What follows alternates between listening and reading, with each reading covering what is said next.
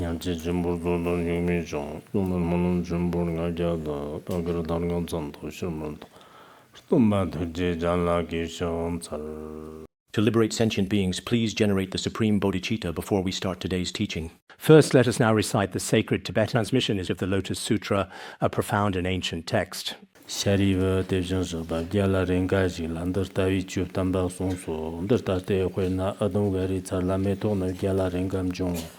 Shariva Dejansa Balaya, Dejansa Bayan Gyarengala Chup Tambander Tavam Jong, Shariva La Yitchiberji Shiga, Dimber Mavago, Gana Yang Tober Mavago, Gana Jan Mayamber Mavago.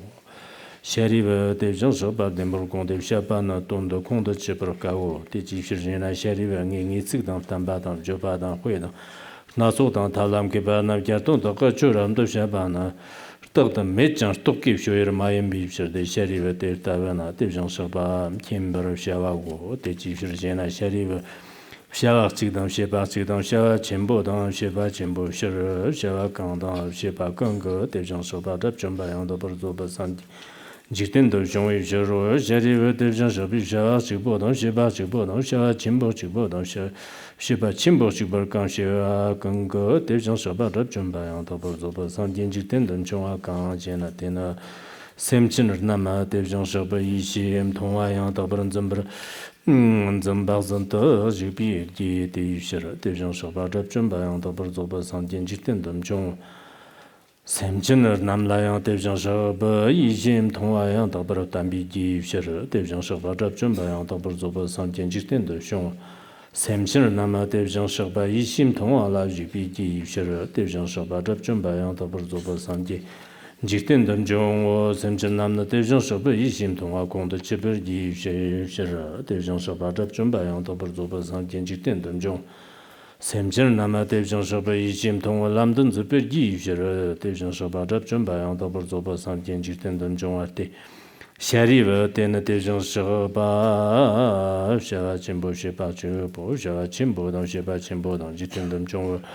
Oguba Shiba Wo Shariva Testra Dejan Shaba Shava Chimbo Sheba Chimbo Dam Shava Chimbo Sheba Chimbo Dejan Baramzato Tiji Shirjana Shariva Ngana Dejan Shaba Yishi Tongayang Tabar Zantan Jiba Wo Shariva Ngana Dejan Shaba Yishim Tongayang Tabar Tumba Shariva Ngana Dejan Shaba Yishim Tongalan Jibur Sheba Wo Shariva Ngana Dejan Shaba Yishim Tonga Kongda Chipra Shebawo, Shariva Dejan Shaba Yishim Tonga Lamdan Zabago, Shariva Ngayang Taba Silip Samte Semchin Navla Churtun Bandatate, Sanjiki Taba Tams, Kimbani Kim Tardik Barte, Taba Ani Sanok Samjija, Gamedo Shariva, Shobjin Chitin Tamchin Naya Chuni Dando, Di Chishirjena Shariva Dejan Shaba Rapjamba, Tobar Zoba Sanji, Deputy Na Shobjin Chitin, Yikan Hodame Bajang Bamjangate, Semchin Muba Tatat Badan Kamdam, Samba Tatat Banam Dip Sambam Tiene, Kio Mambola, Pambada Kio Mambola, Devadan Jitin La Nyamseadan Kio Parochedan, Hadam Namji Dondan Pambada, Devisher, that Nazoba Mubrojaba, Tambada Gila.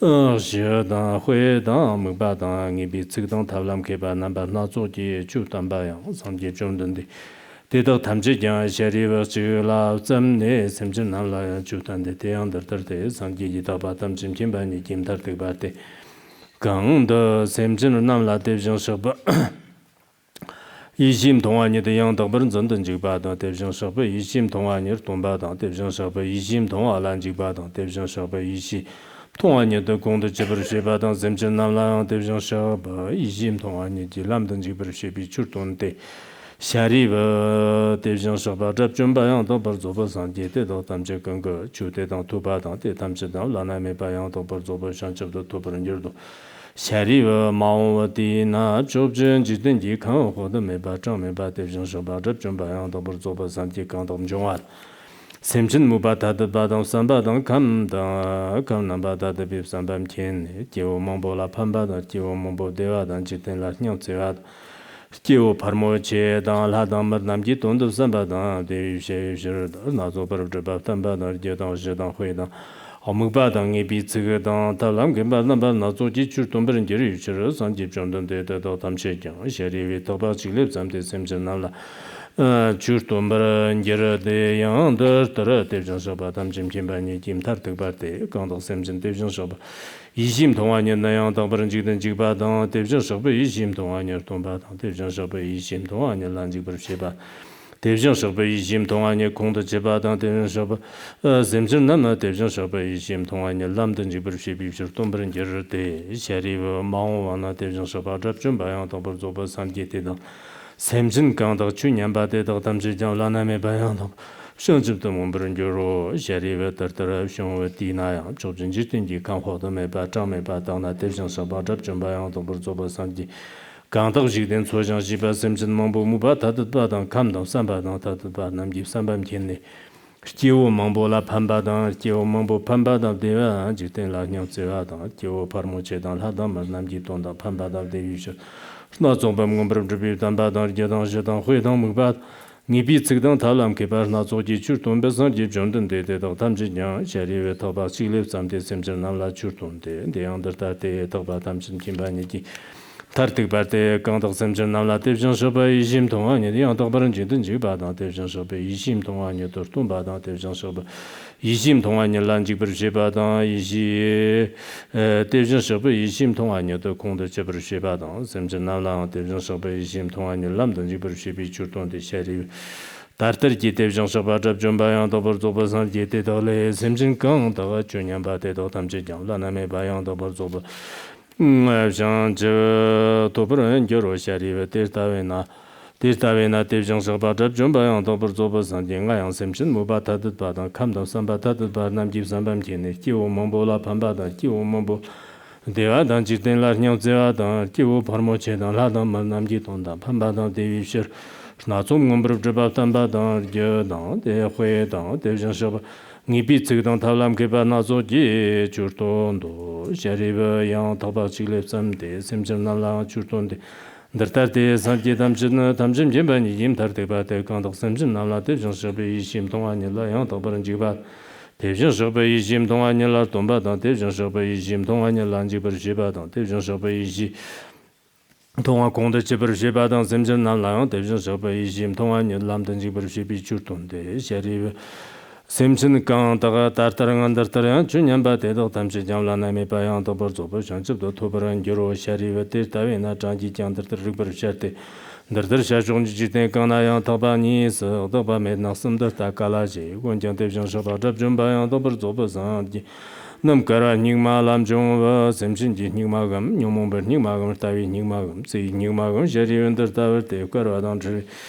Nigmadama, Jamambo, Kambi, Semjin, the Givers, Chongati, Shari, Devjan Shaba, Jumba, Domberzoba, Santi Tamjel, Talam Kiba, Santi, Taba, Jibotela, Toba, some day on Shepherdtondo, Shari, Tavana, Yantu, Jumba, Domberzoba, Santi, Shava, Santi, Taba, Domber, Jigan, Jubana, Manian Banjik, Conda, Chipper, Shibati, Shari Devjan Shopinian to my Imberg Brusha or Rabjumbayan Doberzuba, Santian, my Imberg Brusha, Shari Vayan Gelon, Gelo, Mala Rabjumbaran Kinchi, Jan Laname Bayan Doberzon, Shanchip, the Monoyon, some Manzante, Nana, Santi Tabala Chato, Gizerjan, Linda, Tamalam, and Dawa Gizeran, Shari, Harping Argirjan, Shibrusha, or Tichirjana, Shari, Gelon, Rabjumba, Zabazapa, Devjan Shobalam, Mundo Girde.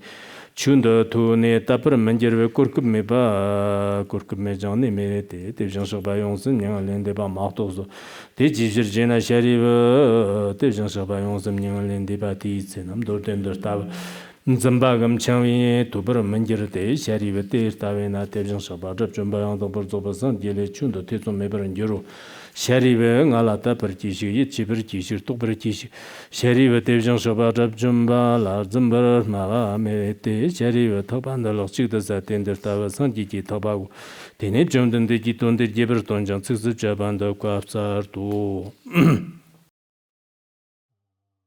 Next, we will all carefully discuss the famous ancient Lotus Sutra together here today again. Now, we are specifically talking about the very important and meaningful second chapter section in great detail, thoroughly and comprehensively. Currently, we are indeed discussing the chapter of skillful means.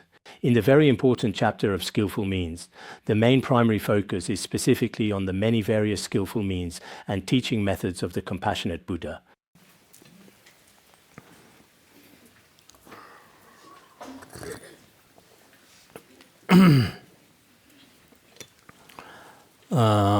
So during this entire process, I would like to say something truly important to everyone here first. During this comprehensive teaching of the sacred Lotus Sutra, it seems that I also mentioned this important topic briefly yesterday in the class. There are a few individual Dharma teachers and some respected scholars here.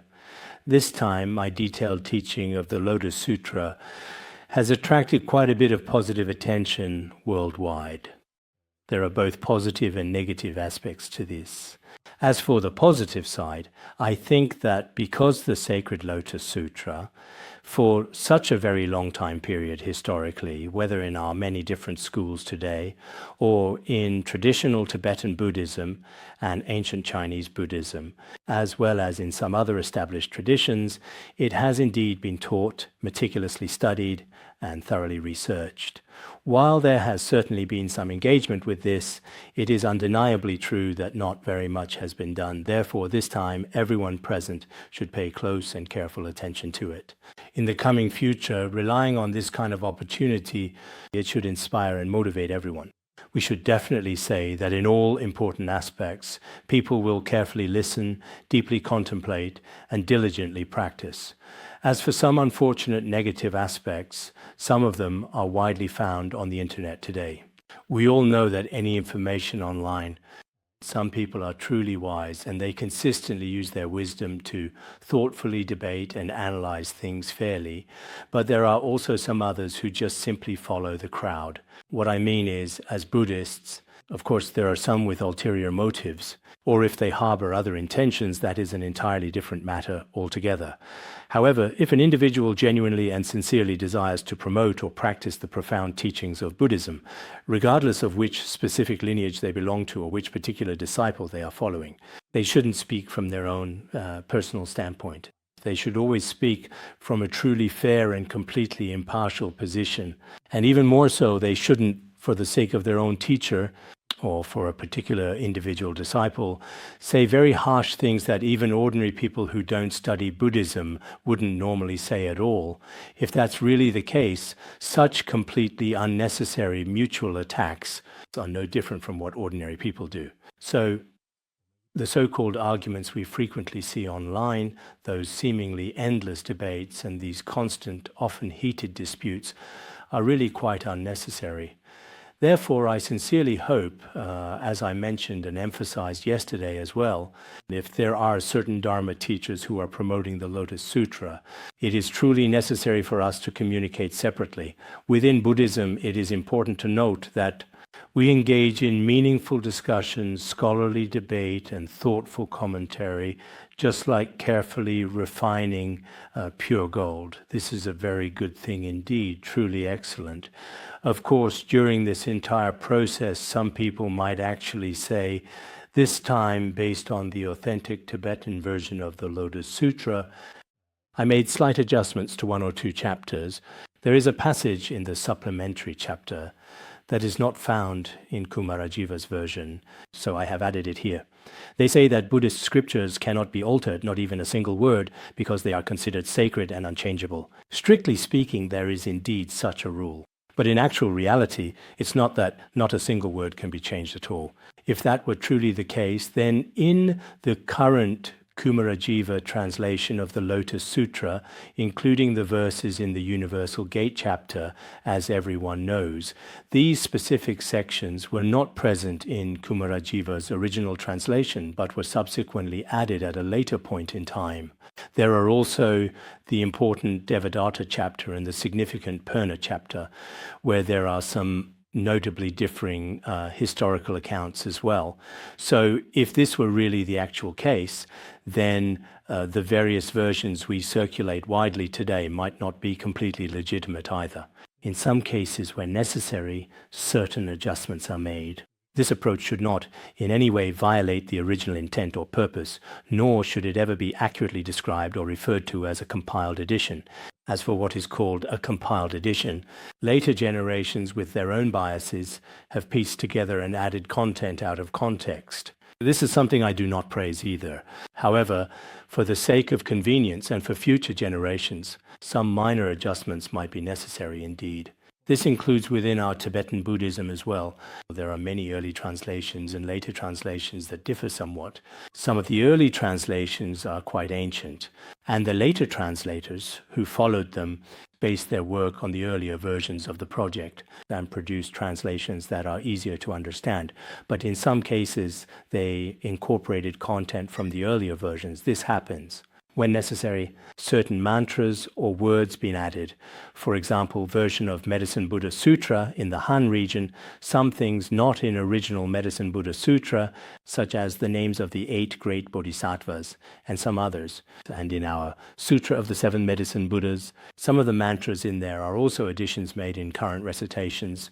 However, Master Yingguang also praised this practice, saying that such additions actually align with the Buddha's true intention and also greatly benefit all sentient beings in later generations everywhere, and so on.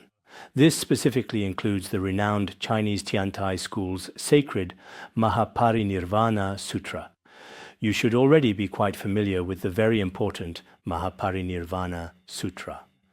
2 most prominent disciples of the great Kumarajva found the original version by Dharmaksema particularly difficult to understand, not easy to grasp. So they carefully used Dharmaksema's original Nirvana Sutra as the foundational basis and subsequently added to it the Mahaparinirvana Sutra, which was translated by Faxian, referring to the content of the Mahaparinirvana Sutra to make adjustments. Originally, it seemed to have 13 chapters and 40 scrolls, but later it became 25 chapters and 36 scrolls and was compiled into the current Mahaparinirvana Sutra. It is also called the southern version of the Nirvana Sutra. This has been very highly recognized by all the great masters of the renowned Chinese Tiantai school throughout entire Buddhist history consistently, including Master Guanding, a disciple of Master Zhizhe. He also greatly praised this profound scripture. He even meticulously composed the extensive commentary on the Mahaparinirvana Sutra. The 9th Patriarch, Master Janran, also acknowledged its significant importance. Later, in modern times, the esteemed Master Dixian also highly recommended the frequent and widespread circulation of this particular southern version. If we truly could not adjust even a single word or slightly modify some of the meanings, then it would be impossible to make any changes. Perhaps throughout history, including some of the scriptures that are very popular today, there have always been different viewpoints regarding the versions in use. But no matter what happens, this time I sincerely hope, as I carefully explain the sacred Lotus Sutra to everyone present here, my true motivation, my genuine intention, is absolutely definitely not to take anyone else's cake.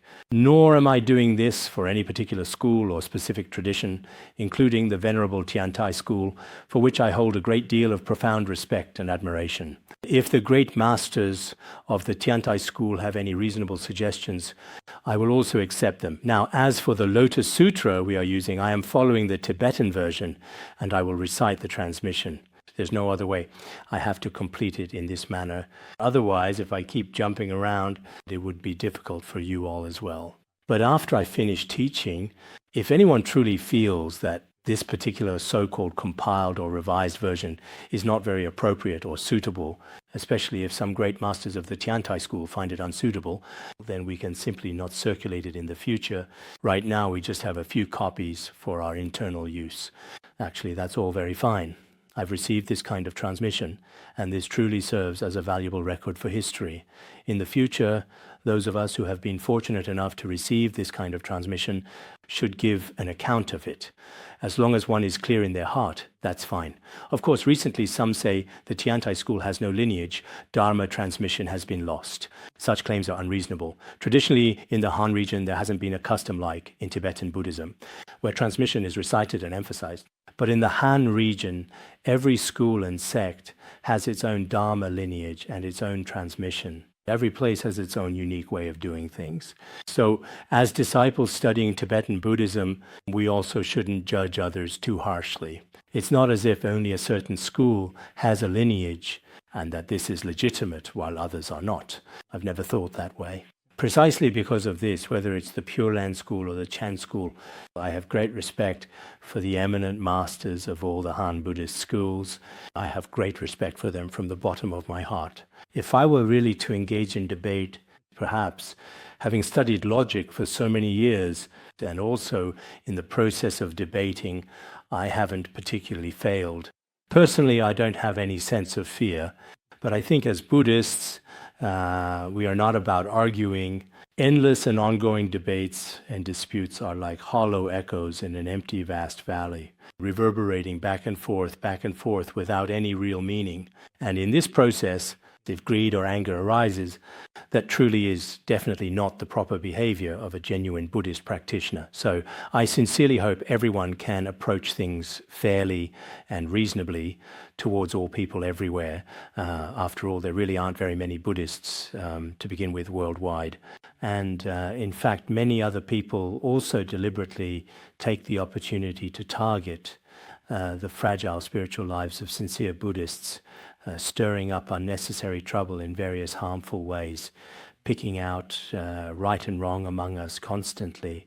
There's really absolutely no need for this. I truly hope everyone, if any of my actions are truly unreasonable, then whether it's in front of lay practitioners or great masters, I can also admit it, but if my actions are reasonable, we should communicate with each other. Otherwise, if everyone just constantly argues, as some people are clearly saying right now, such an approach is actually quite unreasonable indeed.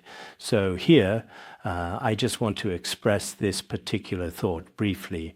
In fact, I honestly don't think this is a big deal at all, really. It's just that in the process of explaining things to everyone, to provide this kind of explanation, whether everyone accepts it or not, or has other opinions, future generations should be able to bear witness to it. Including myself, I am very much delighted to have encountered the Lotus Sutra. Moreover, the Lotus Sutra itself is not just a scripture designated solely by the Tiantai school, nor is it something that no one else can touch. That's not the case. It is also not exclusively controlled by Chinese Buddhism. Any sentient being, any different ethnicity, any individual can engage with and understand these profound teachings. They have the right to study it and the right to practice it. Of course, when it comes to karma, everyone responsible for themselves. So for those willing to study and practice, we should all humbly accept it with our own sincere faith and deep wisdom. This is very important indeed. I just wanted to briefly mention this important point to everyone gathered here today. Next, we will carefully talk about the sacred Lotus Sutra.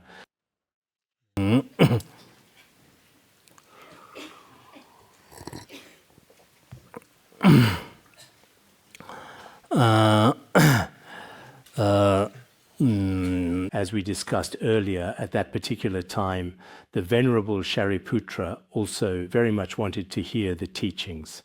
The true Lotus Sutra, as profoundly taught by the Buddha himself, Shariputra also deeply wished and earnestly wanted to attentively listen to the Buddha's invaluable teachings. We have indeed recalled this significant point earlier.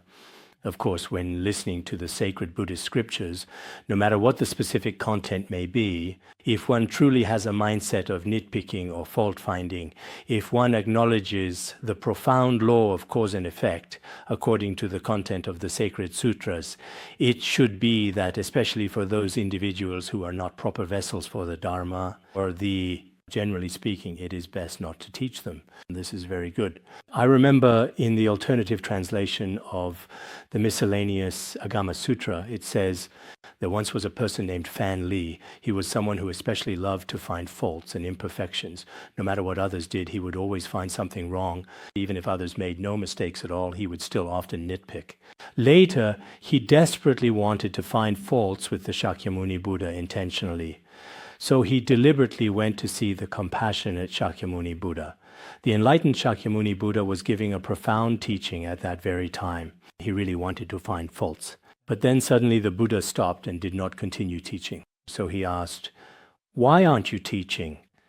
The Buddha, with profound wisdom, said, "If I am to teach the Dharma, my mind must be pure. If there is any anger or jealousy present within one's heart, or if one's mind is tainted by very serious defilements, it is best not to teach for such a person. It would bring them no benefit at all." Later, after he truly realized the principles the Buddha had spoken, he then deeply examined his own mind.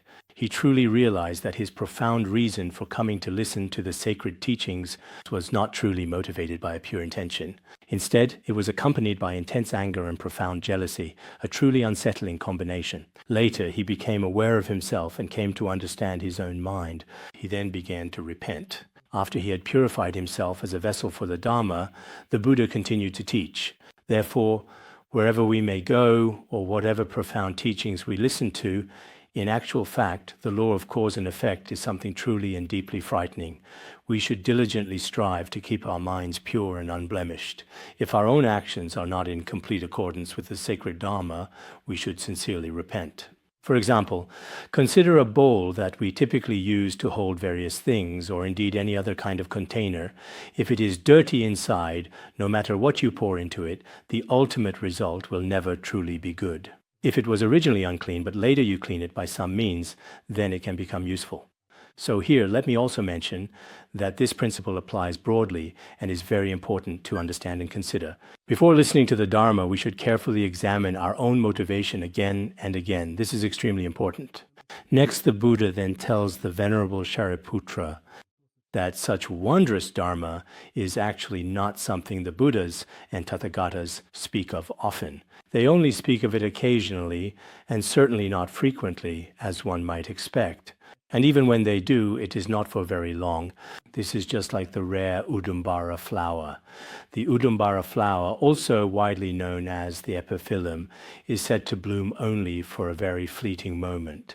It is also called the auspicious flower. There is such a saying as well. The Buddha expounded the Dharma, and Shariputra had followed him for nearly 40 years at that time. He had never heard such a profound teaching before. It was not something that was spoken of often.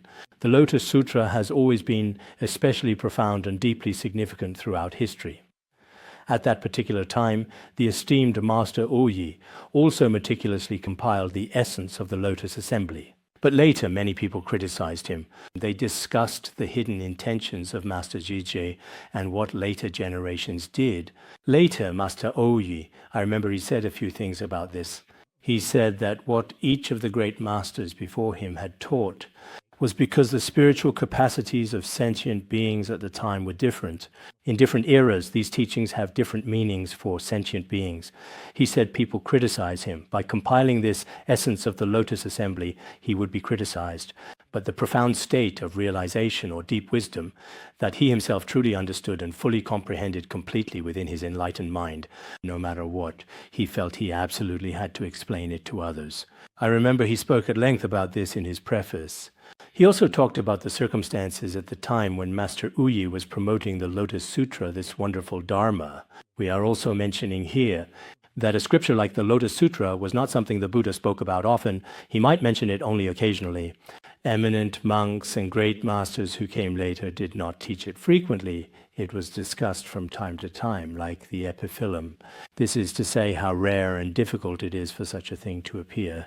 It speaks to the rare and precious merit it possesses. So the Buddha told Shariputra, "You all should have faith and believe in the words spoken by the Buddha, because the Buddha never speaks any falsehoods. He always speaks the absolute truth and always speaks the truth. He has completely eliminated the cause for speaking untruths. We ordinary people, on the other hand, are sure to tell some lies. We often say things that are mixed with selfish motives. But the Buddha had already eliminated these. Just as it is stated in the treatise on valid cognition, the causes and afflictions that lead to the Buddha speaking falsehoods been cut off. Because of this, he possesses the mark of the broad tongue. The mark of the long, broad tongue can cover the entire face. This is something that ordinary people simply do not have. Life after life, he never spoke falsehoods or words. His special characteristic makes the Buddha's words Vajra, indestructible, unbreakable truth. What he says is never deceptive.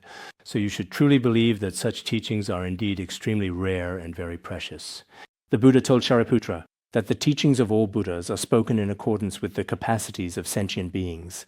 Their true intent is extremely difficult to unravel, because the Buddha expounds different teachings to suit the varying capacities of different beings.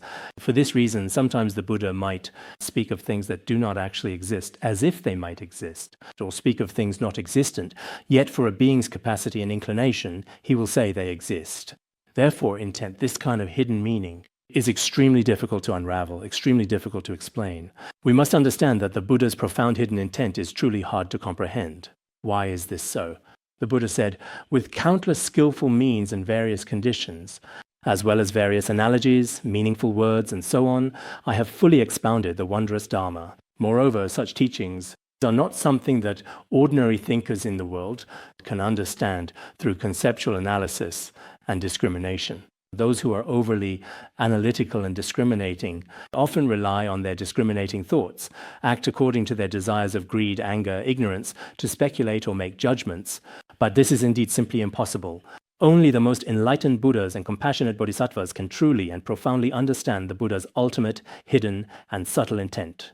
Just as it is clearly stated in the Venerable Sutra of Contemplation on the Mind Ground, this sacred text explicitly says, the great, boundless wisdom and skillful, compassionate means are immeasurable and truly profound.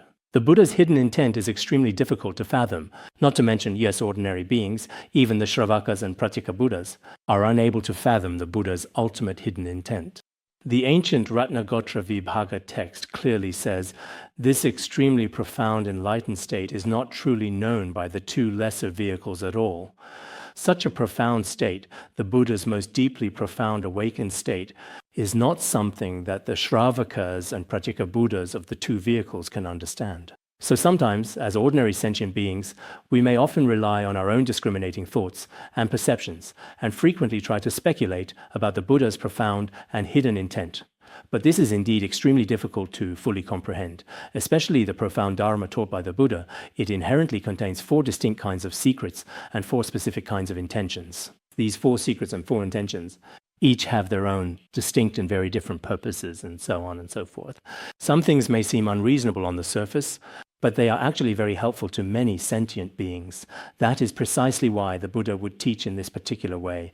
Many truly great masters and highly accomplished beings, both ancient and modern, have followed this path, also respond to the different capacities and inclinations of various beings, and manifest a great variety of skillful means accordingly.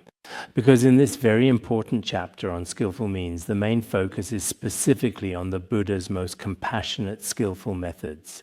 So, why is this truly the case? All Buddhas, the world-honored ones, appear in the world for only one single great cause. All Buddhas come into this world solely for this one great and significant cause. Therefore, in the Lotus Sutra, it is indeed said, it often speaks of the principle of opening, showing, awakening, and entering. Many great masters also frequently talk about opening, showing, awakening, and entering.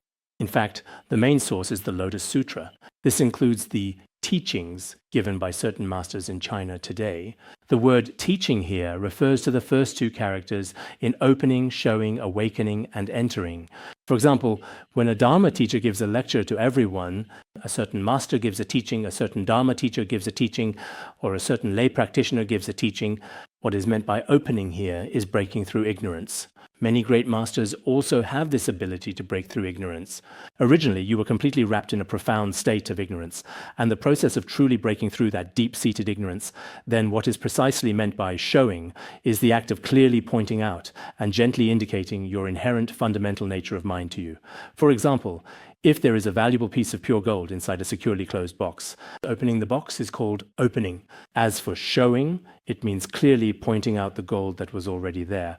Then, regarding awakening and entering, we sentient beings, it's not enough just to discover it. I myself must truly awaken. I should realize this nature of mind myself. And as for entering, in the end, after I attain realization, just realizing is not enough. Even being a first stage or second stage bodhisattva or an ordinary realization is not sufficient.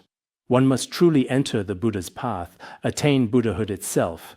That is the ultimate goal. This is one way of explaining it, among others. Next, let us now talk about the profound reasons why the Buddha taught so many skillful means and methods. All of this is for the sake of sentient beings. In fact, what is the great cause and condition for Buddhas to come? It is the appearance in the world for one great purpose. So what is this purpose? Next, it says that the Buddha told Shariputra, why do we say that all Buddhas appear in the world solely for one great cause? Actually, the world-honored one, the Buddha, wishes to enable sentient beings to open the Buddha's knowledge and view, to attain purity, and thus appears in the world. The first is opening among the 4 steps of opening, showing, awakening, and entering. What does opening mean?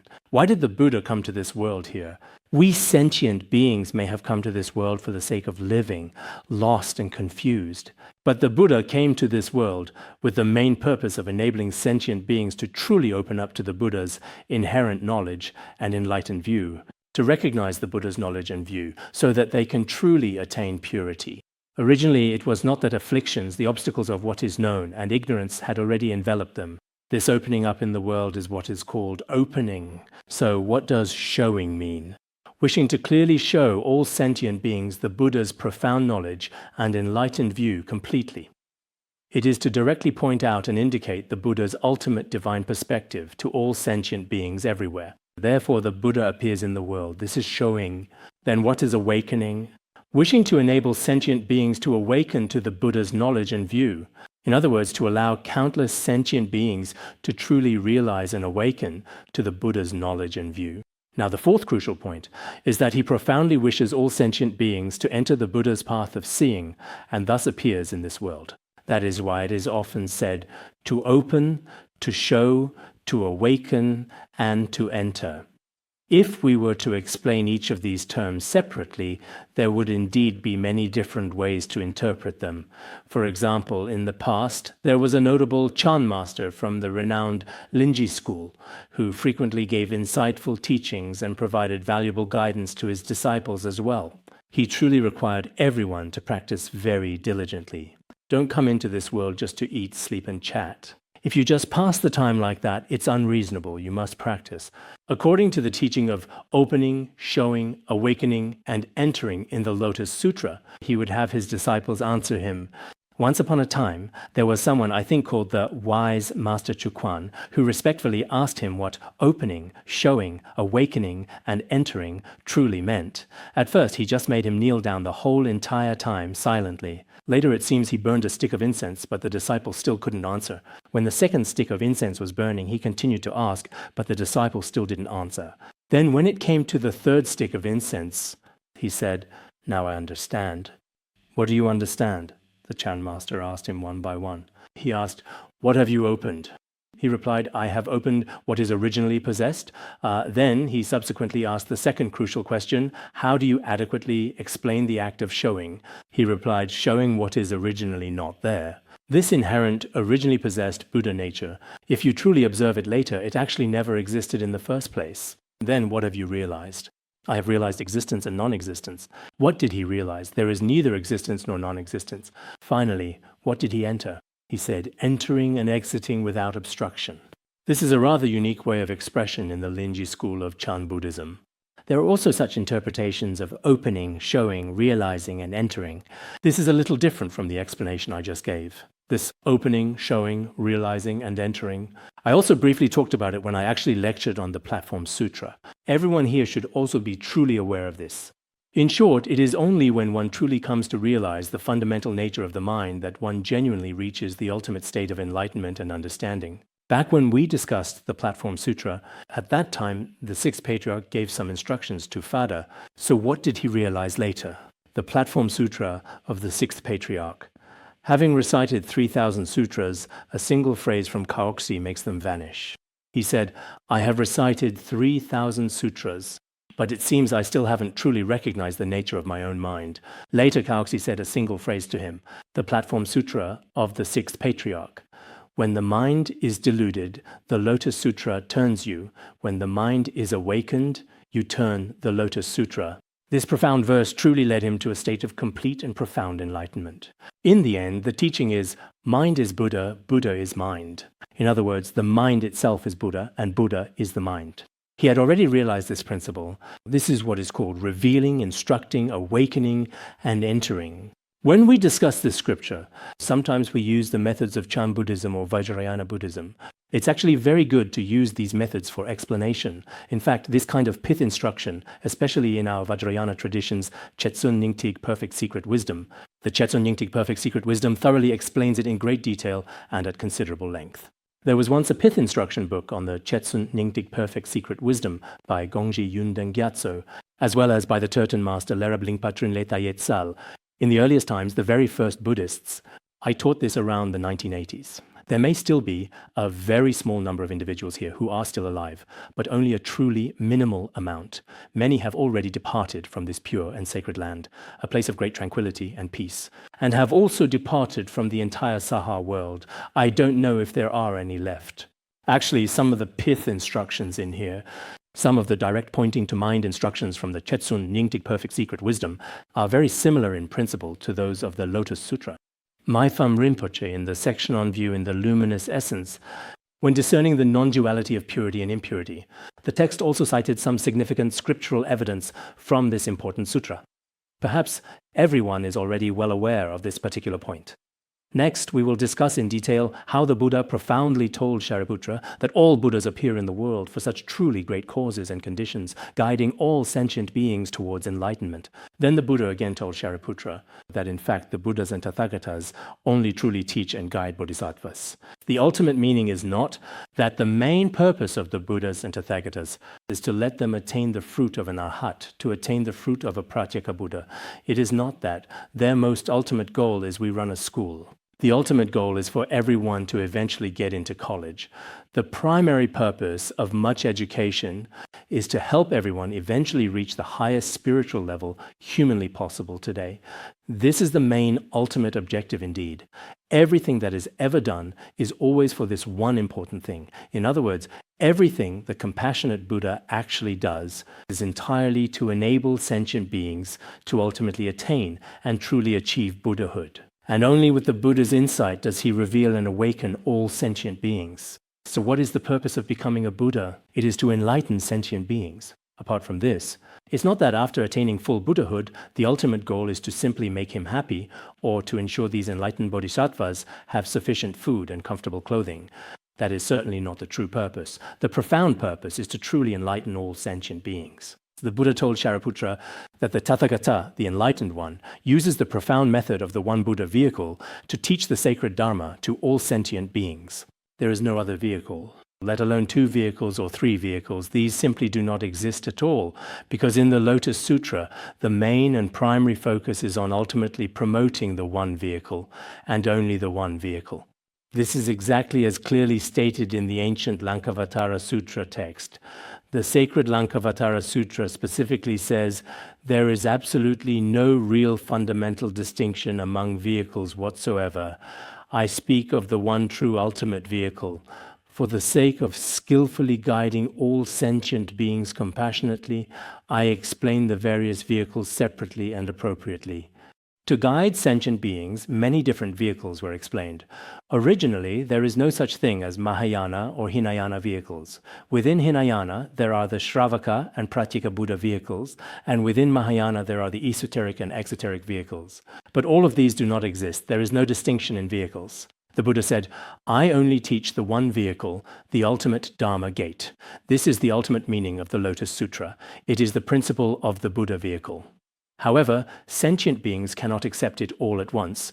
Therefore, there are also some relevant analogies given later on in the text, such as the analogies of the deer cart, goat cart, and ox cart, many different carts.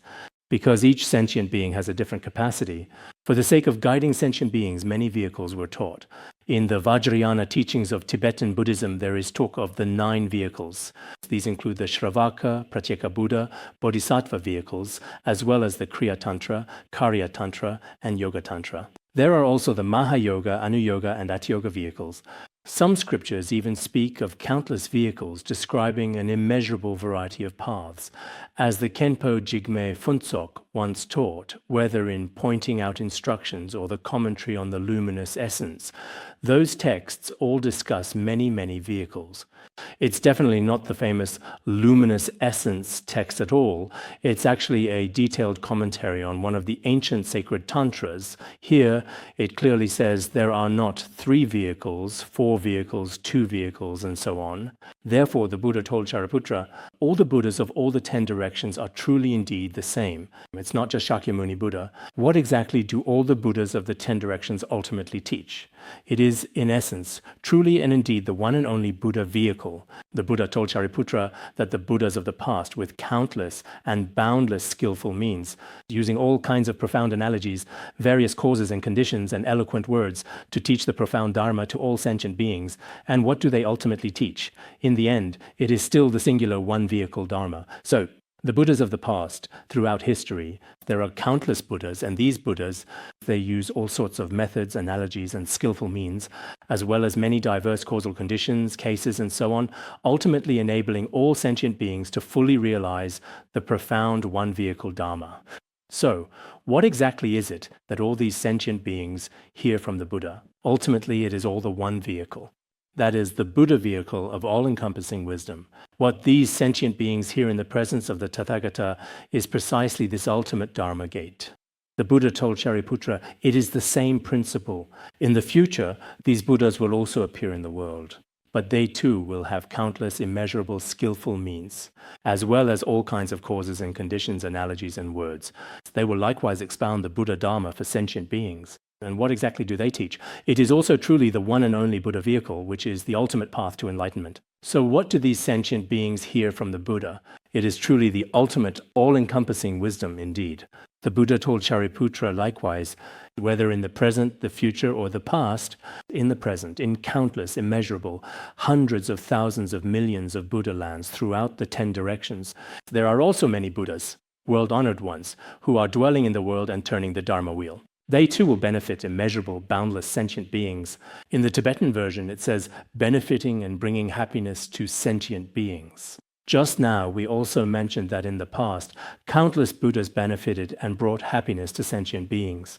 As for the future, there will also be countless Buddhas benefiting immeasurable sentient beings. It seems that this phrase appears at the end of every section earlier on. The Buddha as well, as we have just discussed in some detail. In fact, many other significant commentaries on the Lotus Sutra also explicitly mention this important point. So what is the purpose of the Buddha attaining enlightenment? It is precisely to truly benefit, genuinely help, and bring profound happiness to sentient beings. This is something everyone must understand. Nowadays, many of us make vows. I want to be reborn in the pure land of ultimate bliss. I want to make a vow to become a Buddha. If I make a vow to become a Bodhisattva, the purpose is I want to save all sentient beings. Even when we recite Amitabha Buddha's name, or use a prayer wheel, or when we explain the Dharma to others, debate with others, whatever we do, the prerequisite is we benefit sentient beings. It is absolutely not that I want to hate sentient beings or harm sentient beings. We must never have such thoughts. Therefore, as Mahayana Buddhists, we must always have truly kind hearts. At all times, we must diligently maintain this pure mind of ours. We must not harm any sentient beings or disturb their minds. This is a fundamental principle for us Buddhists to uphold. Of course, in this process, some people may indeed bully you, and some may even insult you, but every such difficult experience is the best opportunity to practice patience. If not for these situations, how could we cultivate patience? It's just like with generosity. If there were no beggars, you would have no recipients for your acts of giving. When it comes to upholding precepts, if there is no chaotic environment, there is no way to maintain pure discipline. In the same way, when practicing patience, you need to encounter some unruly beings, or in situations where others are actively trying to cause you harm. We must consistently maintain an especially pure and remarkably stable state of mind.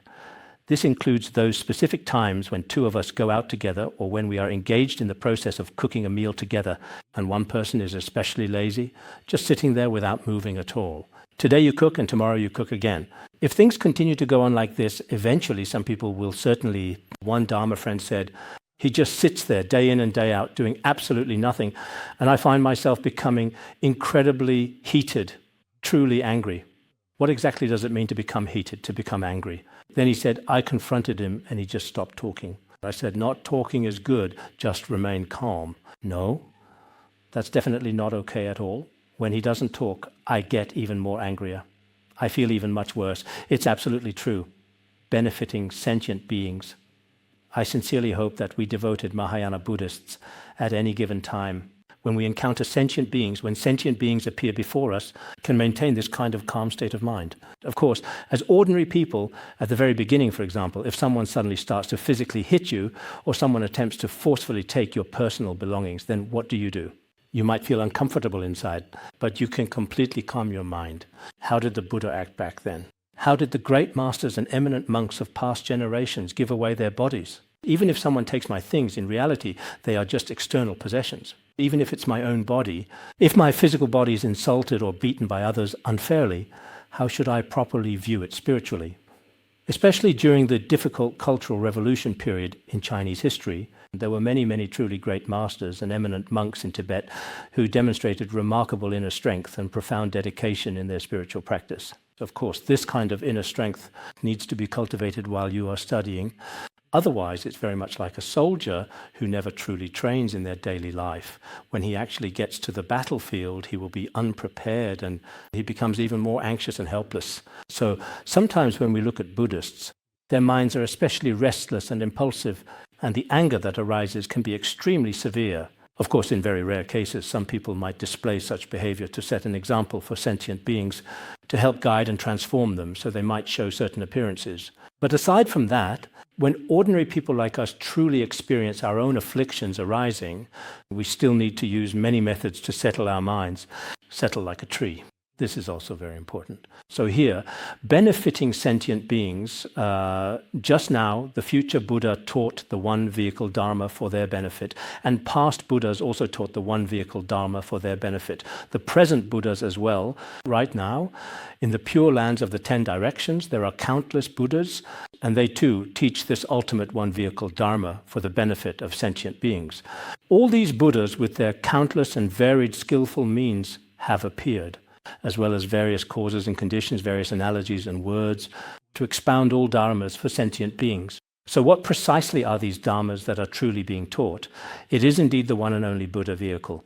And what do all these sentient beings ultimately hear from the Buddha then? It is ultimately the one and only omniscient wisdom. Then the Buddha told Shariputra that in the ultimate and profound sense, all dharmas are inherently empty, are taught only to train bodhisattvas, and are truly meant to fully reveal and open up the Buddha's knowledge and view to all sentient beings.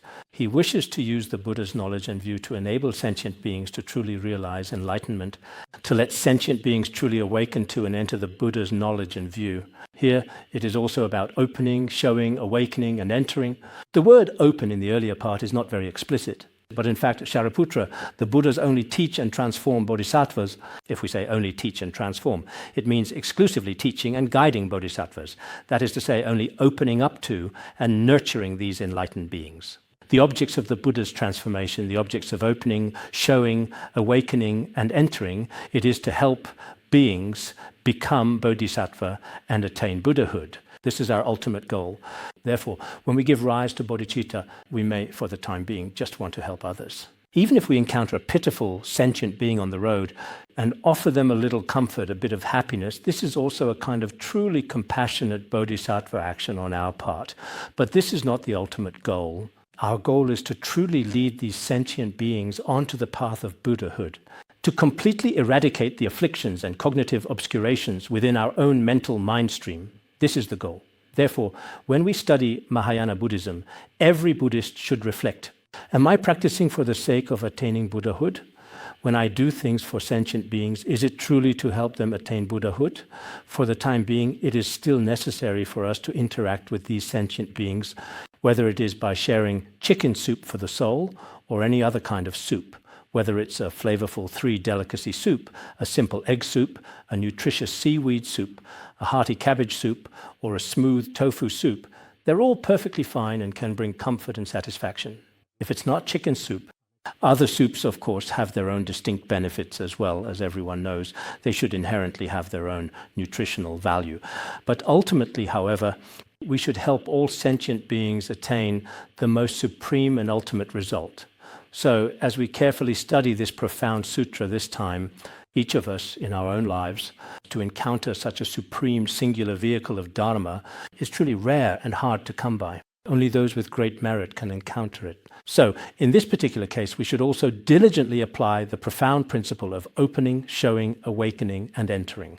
From our own individual perspective, we can certainly think this way as well. And furthermore, when we teach and guide others, it is important to consider these foundational principles. It should also be fundamentally based on the profound Buddhist concepts of opening, showing, awakening, and entering completely and thoroughly, and do things that temporarily benefit sentient beings. Next it says, the Buddha told Shariputra, I am the same way. I know that sentient beings have all kinds of desires, and these strong desires are deeply rooted and extremely hard to remove. It's as if they have become an integral part of their very nature. If we look at our own greed, anger, and ignorance, for each of us, they are extremely entrenched. These habitual tendencies are very strong. Even though we may study and practice for several years, we still can't break through our original deep-seated attachments, afflictions, and habitual patterns. After the Buddha became aware of this situation, he taught the Dharma using various causes and conditions, all kinds of analogies, words, and skillful means.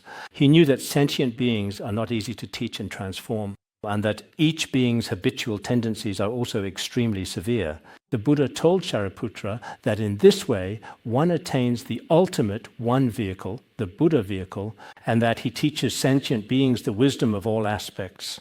He said, Shariputra, in the worlds of the 10 directions, there is no second vehicle, let alone a third vehicle. Such a thing is absolutely impossible to achieve. However, the Buddha, in his infinite wisdom, told Shariputra, saying that although ultimately there is only one vehicle, no 3 vehicles, and no more than that, for sentient beings in these worlds of 5 defilements and evil. What are the 5 defilements? They are the defilement of the kalpa, the defilement of afflictions, the defilement of sentient beings, the defilement of views, and the defilement of lifespan. For these sentient beings, the Buddha would still speak of the meaning of the 3 vehicles, because although ultimately there is only one vehicle, for those of superior faculties, this is excellent. But for sentient beings in the evil world of 5 defilements, the so-called defilement of the kalpa means that this era is extremely degenerate. In this world there are wars, famine, and so on. And then there is the defilement of afflictions. Sentient beings, greed, anger, and ignorance are very strong. As for the defilement of sentient beings, they are very base and inferior. There's also defilement of views, wrong views, such as emptiness or compassion. These are almost impossible to attain. And for the defilement of lifespan, sentient beings' lives are relatively short, unlike the early kalpas when lifespans were longer. So from various perspectives, sentient beings in the degenerate age of Dharma, or those in the evil world of 5 defilements, it is difficult to transform them. Which is why the Buddha told Shariputra that in such a chaotic and defiled era, the stains and defilements of sentient beings are extremely severe. Moreover, there is a strong sense of stinginess and jealousy, which is truly frightening. Nowadays, many people often speak from a place of jealousy, and often from envy. And when they speak with jealousy, in fact, with a bit of embellishment, their words can be shaped in any way, because we have this natural tendency where language is like a painter's brush, skillfully held in their hand. With the brush truly in your hand, however you choose to paint your masterpiece, you can depict someone as ugly and vile, or you can paint them as someone very beautiful. As a painter, when the brush is in their hand, they can instantly create a depiction. In the same way, if we harbor jealousy in our hearts, even something that is originally good, you can immediately describe it in a particularly negative and unfavorable way. But if your heart is truly pure and genuinely respectful, then you will find a different perspective. Then even something that is quite serious, you can actually turn it into something very good and truly dignified indeed. So we ordinary sentient beings all have deep greed, intense jealousy, and strong anger like this naturally, and many unwholesome roots will arise from them. That's exactly why the compassionate Buddha, using skillful means very wisely indeed, though there is only one true ultimate vehicle, explained it as 3 separate vehicles temporarily. The Buddha also, knowing the different dispositions of sentient beings, did not immediately teach them the supreme vehicle or the highest teaching of emptiness, because they definitely wouldn't be able to accept it.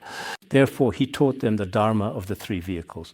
The Buddha said to Shariputra, If my disciple considers himself to be an arhat, or considers himself to be a Pratyekabuddha and yet does not hear or know the teachings of the Buddha, then this is a significant issue, and thus does not listen or understand that the Tathagata only teaches and transforms bodhisattvas, then such a person is not my disciple, not an arhat and not a Pratyekabuddha. If he thinks of himself as a Pratyekabuddha or an arhat, but does not wish to listen, nor does he truly wish to understand the Buddha's ultimate one vehicle, then from the ultimate perspective, he is indeed not truly an arhat. From the perspective of the Hinayana, in fact, he does not truly possess the fruit of the Hinayana either. The Buddha further said to Shariputra, if a bhikshu or bhikshuni considers themselves to be an arhat and believes themselves to be one who has attained the final existence, one who has reached ultimate nirvana, and is also unwilling to make the vow to seek anuttara samyak sambodhi, such people are called those with arrogant pride. Some people with Hinayana inclinations, some followers of the Hinayana, only seek the fruit of arhatship, only seek to become a Pratyekabuddha, and do not seek the Mahayana, do not aspire to anuttara samyak sambodhi. Such people can be called those with arrogant pride. There are two types of arrogant pride. One type is when someone has not attained the fruit, but believes they have already attained it. Such a person can also be called arrogant. There is another type, someone who has already attained the fruit of the Hinayana.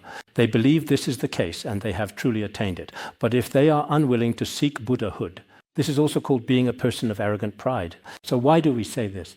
If a bhikshu truly attains the fruit of arhatship, but does not have faith, does not believe in this dharma, that is impossible. There is no such thing. In other words, if you have truly attained the fruit of arhatship, it is truly impossible not to believe in this profound dharma. Unless, after the Buddha's parinirvana, there are no present Buddhas in the future, then there is such a possibility. Why is that? Because after the Buddha's parinirvana, Mahayana sutras like the Lotus Sutra are extremely rare to find people who uphold or recite them. At that time, they are basically non-existent. After the Buddha's parinirvana, such a situation might occur. But aside from that, it will absolutely not happen. If one encounters another enlightened Buddha, one will understand this profound dharma even more quickly. The Buddha told Shariputra, you all must firmly believe, deeply understand and diligently uphold the Buddha's sacred words. Why is that so? Because all Buddhas, the Tathagatas, have never spoken falsehoods, nor have they ever used any language to deceive sentient beings. Therefore, in the ultimate sense, there is no other vehicle. There is only the one vehicle. All right, we'll stop here for today. I have other matters to attend to, so perhaps today's explanation was not very extensive.